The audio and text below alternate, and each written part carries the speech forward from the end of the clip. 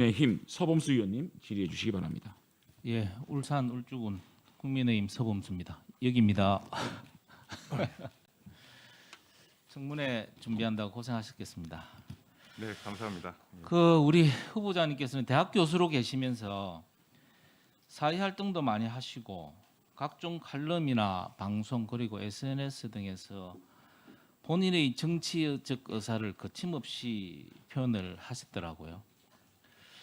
그런 정치적 의사를 거침없이 표현하시면서 설마 기회가 되면 중앙선거관리위원으로 한번 일해보겠다 그런 생각은 안 하셨겠죠?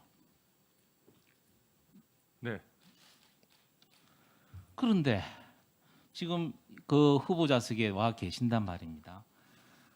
비교적 행동이나 발언이 자유스러운 대학 교수에서 여러 가지 중앙선거위원회를 하면 여러 가지 제약이 많을 겁니다. 그럼에도 불구하고 이 중앙선거관리위원 지명을 수락하게 된 이유가 뭡니까? 네, 질문 감사드립니다. 지난 2월 그 중앙선거관리위원회 위원 추천 의뢰가 왔을 때 좀 간단하게 해주시죠. 네. 시간상. 그 많은 생각들을 했었는데요. 그 중에 가장 이 추천을 수락할 수 있었던 가장 큰 동력은 제가 2009년부터 2017년까지 그 참여연대 의정감시센터 소장을 하면서 선거법 개정 운동을 열심히 해왔습니다. 위원장님 잠시만 좀 빨리 해주세요. 지금 시간이 7분밖에 없어요. 제가 좀 말이 좀 그렇게 느린 말씀을 편입니다. 하시면 네. 그래서 그 공적인 영역에서 그 선거법 개정에 도움이 될 수 있을 알겠습니다. 예, 예. 거다라고 생각을 해서 자, 수락하게 됐습니다. 후보자님께서는 그 김대년 전 중앙선관위 사무총장 아시나요? 네, 그 선거구 획정위원회에서 같이 일한 바 있습니다. 그분이 우리 야당의 추천으로 되었다가 정치적 성향으로 인해서 여당에서 추천을 거부해서 추천을 못된 것도 아시죠? 아니요, 그건 금시초문입니다. 어제도 확인을 했습니다. 그렇게 해서 추천이 안 됐습니다. 일단 우리 그분이 정치적 편향성으로 인해서 추천조차 받지 못했다는 것은 일단 확인을 하고요. 후보자님께서는 본인의 정치적 성향에 대해서 어떻게 생각하십니까? 예, 저는 개인적으로는 그 진보적 자유주의자라고 생각을 하고 있습니다. 어제 조병현 후보자 청문회에서도 하루 종일 나온 이야기가 중앙선거위원회의 정치적 중립성과 공정성이었습니다.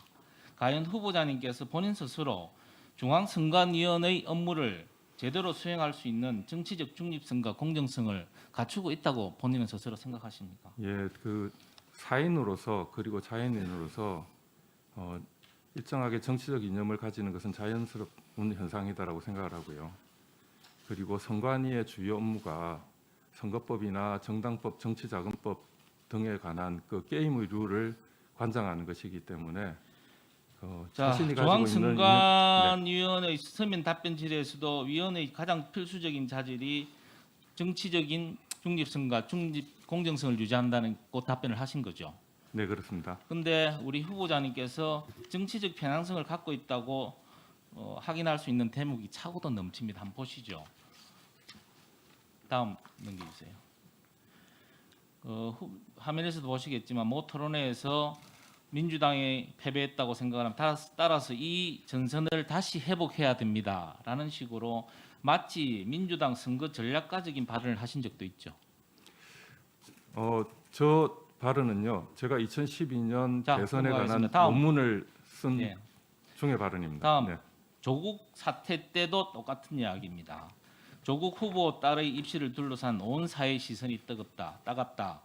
서울대와 고려대 학생의 촛불에 마음이 불편하다.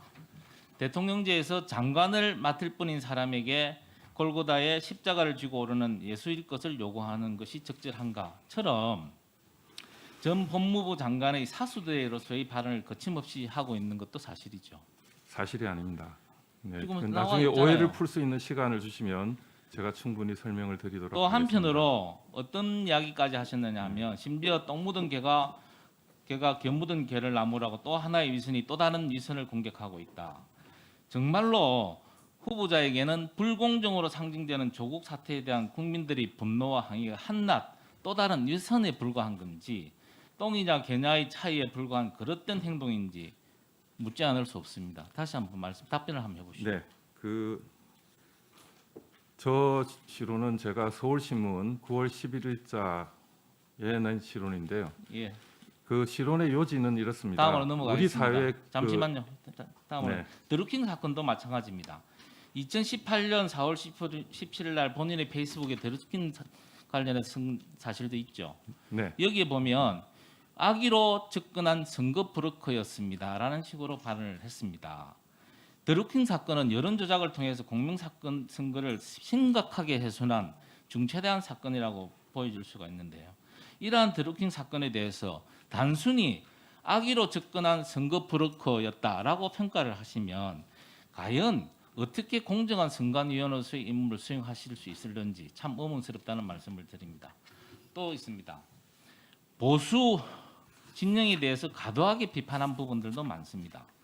그들이 지켜야 할 것은 일본 제국주의 지배의 유산이고 시민들의 짓밟은 군합발이다.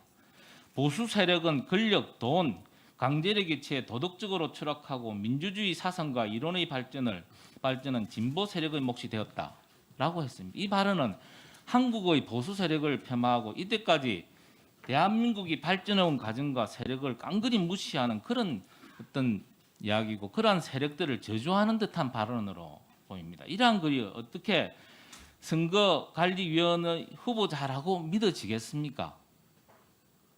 이러한 극단적인 인식을 가지신 분이 과연 정치적인 중립성과 공정성을 가져야 하는 중앙선관위원으로서 합당하다고 보십니까? 너무 갈라치기식 선거관리로 이어지지 않을까 그런 식으로 우려가 됩니다. 다시 다음으로 보겠습니다. 트위터도 마찬가지입니다. 천안함 관련해서도 부정하는 듯한 발언을 하셨고요.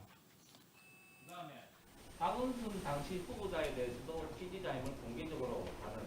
그래서 이런 여러 가지 상황을 볼 때 우리 후보자께서는 우리 중앙선거관리위원으로 가져야 될 등록이 정치적 중립성과 공정성을 전혀 갖고 있지 않다. 아마 오늘 청문회를 보시는 국민들도 그렇게 판단을 하실 겁니다. 그래서 저 생각은 본인을 위해서도 그렇고 그렇지 않아도 지금 부쩍 공정성 시비에 얽혀 있는 중앙선관 선거관리위원회를 위해서라도 용단을 내실 생각을 너무나 공정성 시비에 많이 걸릴 거예요. 정리해 주시고요. 그 의원님들께서 양해를 하신다면 오늘은 정치적 중립성에 관한 질문이 많이 나올 것 같아요. 그래서 지금 방금 우리 서범수 의원에게 질문하신 각종 SNS나 또 언론에 나왔던 편향적인 발언에 대해서 본인의 해명을 한 2분 정도 들어보고 하는 게 어떨까요? 왜냐하면 질의응답이 7분이 들어가 있으니까 그 질문을 먼저 그에 대한 답변을 먼저 하시고 우리가 질문하는 게 효율적이지 않겠습니까? 예, 한 2분 정도 제가 네. 드릴 테니까 본인이 하시고 싶은 그 정치적 중립성의 문제, 그 문제에 대해서 말씀을 좀 해주시죠. 네, 제가 그 지난 시절 그 진보적인 정치관을 가지고 진보적인 정치 운동이나 시민사회 운동을 해온 것은 사실입니다.